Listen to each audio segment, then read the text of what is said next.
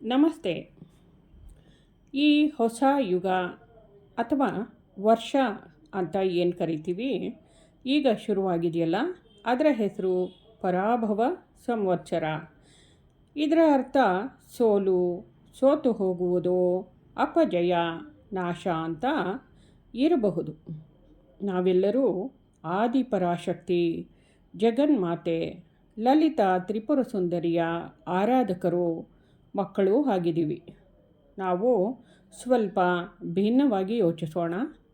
ಪರ ಎಂದರೆ ಅತ್ಯುತ್ತಮ, ಅಂದರೆ ಬ್ರಹ್ಮಾಂಡದಾದ್ಯಂತ ವ್ಯಾಪಿಸಿರುವ ಪ್ರಾಣಶಕ್ತಿ. ಶಕ್ತಿ ಎಂದರೆ ಎನರ್ಜಿ, ಸರ್ವೋಚ್ಚ ಶಕ್ತಿ, ಎಲ್ಲ ಶಕ್ತಿಗಳಿಗಿಂತಲೂ ಮಿಗಿಲಾದ ಶಕ್ತಿ. ಹಾಗೆಯೇ ಪರ ಅತ್ಯುತ್ತಮವಾದಂಥದ್ದು ಅಂತ ತಿಳಿದಿದ್ದೀವಿ.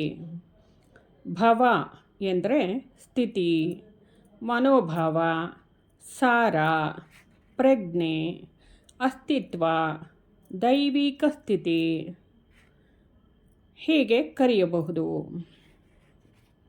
ಜಗನ್ಮಾತೆ ನಮ್ಮನ್ನು ಈ ಸಾಮಾನ್ಯವಾದಂತಹ ಜೀವನ, ಈ ಭೂಮಿಯ ಮೇಲಿನ ಎಲ್ಲ ಮಾಯೆಯಲ್ಲಿ ಒಳಪಟ್ಟ ನಮ್ಮ ಮನಸ್ಸನ್ನು, ನಮ್ಮನ್ನು ಈ ಎಲ್ಲ ಬಂಧನಗಳಿಂದ ಮುಕ್ತ ಮಾಡಿ ಆ ಸರ್ವೋಚ್ಚ ವಿಶ್ವಪ್ರಜ್ಞೆ, ಆ ಸರ್ವೋಚ್ಚ ಪ್ರಜ್ಞೆ ಹತ್ರಕ್ಕೆ, ಅಂದರೆ ಶಿವನ ಹತ್ರಕ್ಕೆ ಕರೆದೊಯ್ತಾಳೆ.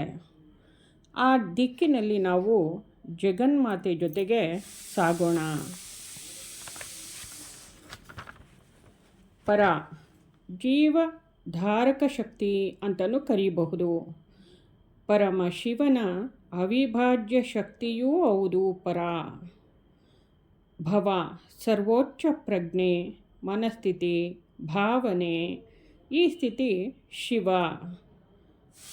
ಆ ಸ್ಥಿತಿಗೆ ನಮ್ಮನ್ನು ಕರೆದೊಯ್ಯುತ್ತಿದ್ದಾಳೆ ಈ ವರ್ಷ ಜಗನ್ಮಾತೆ.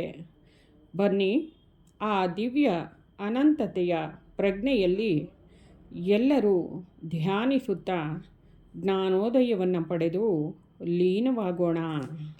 ಧನ್ಯವಾದಗಳು.